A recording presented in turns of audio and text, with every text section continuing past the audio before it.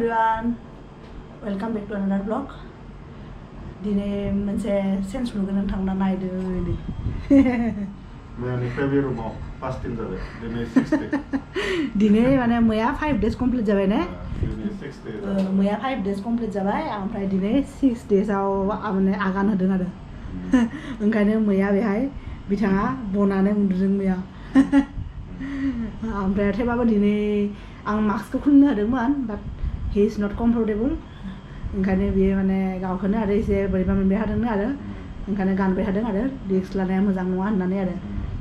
जों जेब्ला जों भिडिअ खालामाखैमोन ब्रेक लादोंमोन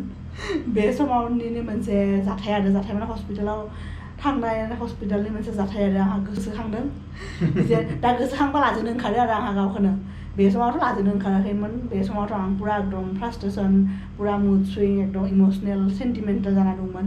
बाट दा गोसोखांबा गावखौनो जि लाजोंनो ओंखारो मा जादोंमोन बुंलाय जोंथ' बेनिफ्राय हस्पिटालाव थांबा ओरैनो अट'आव थांनांगौ आरो अट'ल' दङ बेनिखाय जों बाइकआवथ' गाखोनो होआ बेखौ बेनिखाय अट'आवनो थांनानै बेनिफ्राय बेयाव 10 मिनिटसो नेनानै बेनिफ्राय कनसालटेसन डक्टरनाव कनसालटेसन खालामनायनि सिगाङावनो बिपि बिसोर मेजार खालामनो हायो आरो ओमफ्राय मा जाबाय बे जोङो 2 weeks सिगाङाव थांनायाव बिपिआ नर्मेल ओंखारदोंमोन आरो डक्टराबो बुंदोंमोन जि जायो बेखौनो जानो हायो नर्मेल सब जिखौ जानो गोसो जायो बेखौनो जाबानो जाबाय होननानै बेनिफ्राय जोंथ' बहुत दिननिफ्राय जोङो बोरमा बेदर जायाखैमोन आरो बे जों जेनेरेलि बोरमा बेदरथ' मान्थआव खेबसेल' जायो बा 2 monthsनि गेजेराव खेबसे जायो आरो एफा बारा जाया माबा 2 monthsआव खेबसे इदि जायोमोन आरो बेनिफ्राय लोगोमोननाव थांबा जायोमोन थ' बिदिनो जोङो बोरमा बेदर जादोंमोन आरो सानसे बेनिफ्राय नेक्स्ट 2 weeksनि उनाव जेब्ला थांबाय होमबाथ' कनसालटेसन खालामनायनि सिगाङाव बिसोरो बिपिखौ मेजार खालामनो होयोना वेटबो मेजार खालामो वेटआथ' थिगानो दङ बिना प्रब्लेम गैया नर्मेल जेसेबां बारायनांगौ बिदिनो बारायदों बाट बिपि मेजार खालामनायाव बिपिआ बहुत हाइ फैबाय आरो खालि बेसेबां 137 फैदोंमोन दां 139 143 ना बेसेबां 43 ना बेसेबां फैदोंमोन हायार साइडआव 143 ना बेसेबां फैदोंमोन आरो बेनिफ्राय बिनि जास्ट सिगांखालि बिना माय डिप्रेसनबो जादोंमोन आरो डिप्रेसन मिन्स ओरैनो आरो न'आव फन खालामनानै पुरा नांलायदोंमोन आरो बे न'आव मानिबा माबा बाथ्रायाव ओरैनो नांलायबाय आरो नांलायनानै नेक्स्ट खालि पुरा बिदिनो टेनसन जाना थाबाय ना दि स्ट्रेस बेनिफ्राय थांनायाव बिदि बिपि हाइ फैदोंमोन आरो 147 फैबाय 147 फैनायाव नार्सआथ' सोंबायना बेखौ मानो एफा बिपि हाइ फैदों बेनिफ्राय आंजोंबो रायलायफैबाय सोंदों आरो माबाफोर जादों नामा आंजों रायलायबाय थादों आंजों रायलायबाय ओमफ्राय आंखौ सोंबाय आरो आपका तो बीपी इस बार ज्यादा आया क्यों आया ऐसा तो नहीं होना चाहिए इदि होनबाय आरो ओमफ्राय बिदि सोंनायाव आंहा गाबनो ओंखारबाय जेबोखौनो बुङाखै बिपि हाइ जानानैनो एकदम लोगो लोगो गाबबाय आरो पुरा गाबबाय थादों आरो आं खाथियाव बायजोआव जबाय थादोंमोन आं सानबाय मानो एफा टाइम नांदों दिनै मानो जायाखै जों खालि जाय माने पेसेन्ट बेखौल' हाबनो होयो एसे बाहेरायाव थायो जिरायनानै बेनिफ्राय थांनानै नायबाय पुरा गाबबाय थादों बेनिफ्राय बायजोआव लाबोबाय लाबोनानै माहाय रायलायबाय बेनिफ्राय मोजां जाबाय लोगो लोगो मोजां जायो आरो बेफोराव बारा टाइम नाङा 2-3 मिनिट्सनि गेजेरावनो आरो नर्मेल जालांबाय बेनिफ्राय नार्सआ सोंफैदोंमोन आरो माबाफोर जादों नामा बाबा स्ट्रेस दङ नामा माबा प्रब्लेम दङ नामा होननानै सोंबाय बेनिफ्राय आं बुंबाय आरो जेबो प्रब्लेम गैया ओरैनो मैया माहाय न'खरनि मानसिजों ओरैनो माहाय नांलायनाय बैसो जादोंमोन बेनिखाय आर्गुमेन्ट जादोंमोन आरो हारसिं थानायनि फ्रास्ट्रेसन प्लास न'खरनि मानसिजों बिदि आर्गुमेन्ट जानायखाय बिदि जादों होननानै आं बुंबाय आरो बेनिफ्राय बुंबाय आरो खेबसे थाबायना फै होननानै बुंबाबो जों थाबायनो थांबाय माहाय वेट खालामबाय रिलेक्स खालामबाय बेनिफ्राय आरो थांनानै बिपिखौ मेजार खालामहैदोंमोन आरो होमबाबो बारा खमायाखैमोन आरो बिखालि बेसेबांनो दङमोन बेनिफ्राय डक्टरा नेक्स्ट टाइम बुंबाय आरो दिनै जि जाबाय नेक्स्ट टाइम आरो खेबसे नाय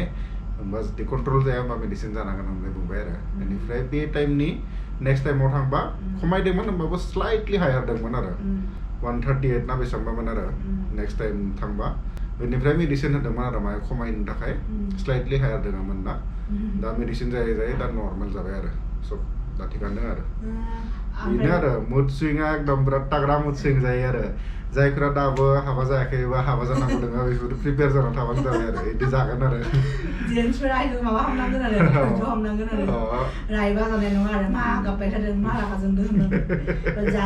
जाय माने बे अबस्थायाव थायो आरो बिसो गम मोनो आरो जोंबोथ' आवगाय गम मोनाखैमोन प्रेगनेन्ट आरो मा नर्मेल होननानै आरो लाइफनि मोनसे पार्ट होननानै बाट बे टाइमाव जेसेबां चेन्जेस फैयो बेखौ रावबो मिथिया आरो आं जि सुदोंमोन नायहैनोसै र' बेसेबां टाइम मिनिट्स दङ आरो 17 minutes left ini.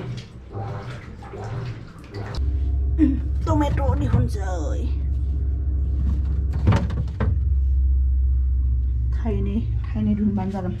दिहुननानैसै दाउनाव संनाय टाइमाव फान्थाव बिलाथिजों रुसि बानायगोन आरो थब थबनो. ओरैनो लोगोफोर नैबे गांसे बिजाबखौ नैबे गांसे बिजाब आरो इयाव टेबुलावबो दङ आरो बे जोहोलावनि खाथियाव आरो टेबुलाव बे फैनायाव आरो आफामोना फैनायाव लाबोदोंमोन आरो आं फरायदों आरो फरायबाय आरो मोजां नांबाय फरायनानै नङाबा सानफ्रोमबो टिभि नायबाय थानाय जायोना आरो बेहायथ' बहा इदि गावनि बर' रावजों लिरनायथ' बेहाय बिजाब मोनखाया इंलिसथ' फरायनो हायो बाट एफा इन्ट्रेस्ट नाङा ना गावनि बे जाय लेंगुवेजाव फरायनानै गेदेर जादों बे लेंगुवेजाव फरायनायनि माने मा होनो बेखौ स्वादानो बेलेग आरो नैबे बिजाबा नैबे जाबाय जोंनि आरो जोंनि बे आं जेराव जोनोम मोनदों बे गामिनि आरो बे गामिनि थानसालि बियो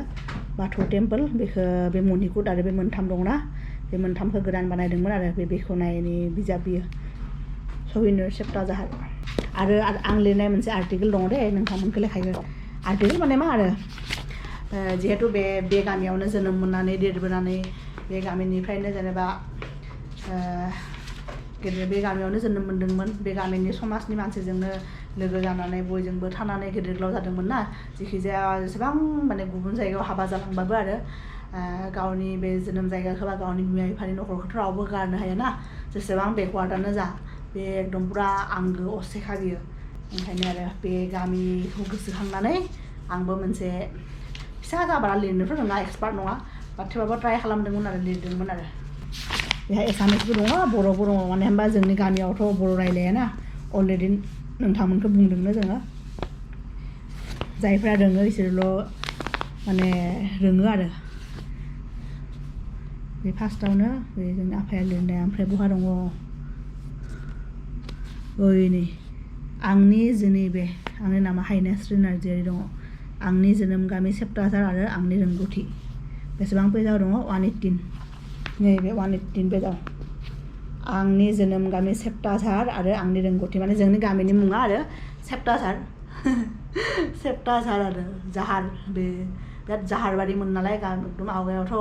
गामिफ्रा बिदिनो मोन ना मानसिफ्रासो बे जाहारफोरखौ दानै गामि बा लामा बानायदोंमोन जोंनि गामिनि नामा सेप्टाजार ओंखायनो आं लिरदों आरो आंनि जोनोम गामि सेप्टाजार आरो आंनि रोंगौथि एक्सपिरियेन्स हाइना नार्जारि गामिखौ लानानै गावनि जोनोम गामिखौ लानानै जि मोन्दांथि दङ बेजों रिलेटेड गावनि जि एक्सपिरियेन्स बेफोरखौ लिरनो हायो आरो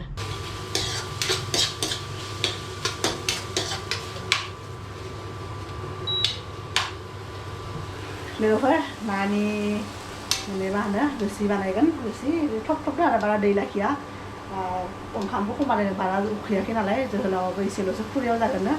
ओंखायनो नैबे फान्थाव बिलाथि थाइनै होनानै आरो नैबे नाव दिनै एक पिसखौल' होगोन बारा जानो गोसो गैयाना बे निम्बु सेबना होबासो एसे गोखै जागोन ना अब्ला ओंख्रिया एसे थावगोन ना ओंखायनो बेखौ सेबना होनोसै आरो लोगोफोर ओंख्रिखौ नायनोसै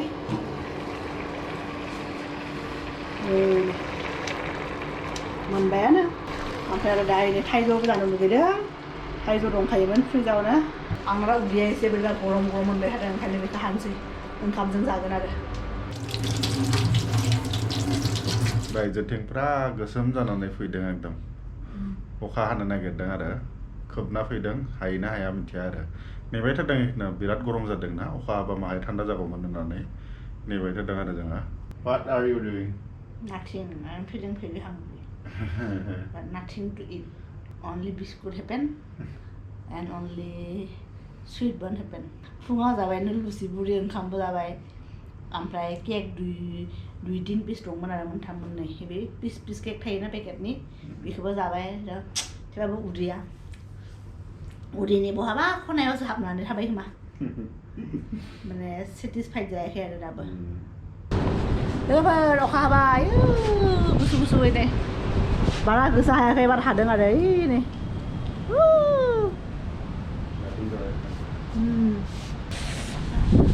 गुसु गुसु आसामनि मानसिफ्राथ' पुरा बे साननैसो आरो ब्लग थांनायाथ' लेट जागोन बाट भिडिअ खालामनाय बे टाइमावनो आरो बे साननैसो सिगांनिफ्राय आसामाव बिराद अखा हागासिनो आरो न'आव फन खालामबा जोंनि आगैया खोन्थायो आरो पुरा लेबजोंनासो उन्दुदों बिदि होननानै हाबाब नोंसोर लेबजोंना उन्दुदों जों बेहाय एसि लानानै पात्ता मोनाखै सानसे हरसे बिदि होननानै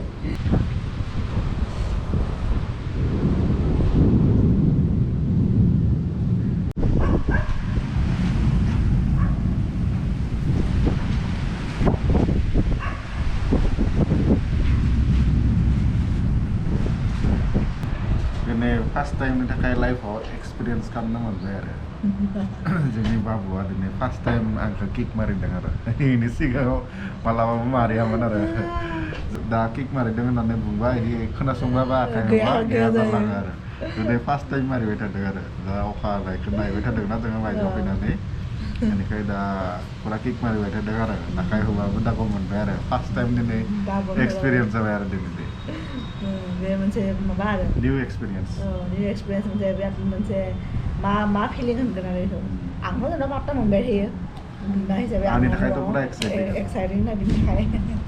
फार्स्ट टाइम बिदि फिलिं मोनदों आरो लाइफआव जों दा न'आव हाबफैबाय आरो दा फैसा जाखोनाय दा 6टा 6:30 जाबाय 6:30 इभिनिंनि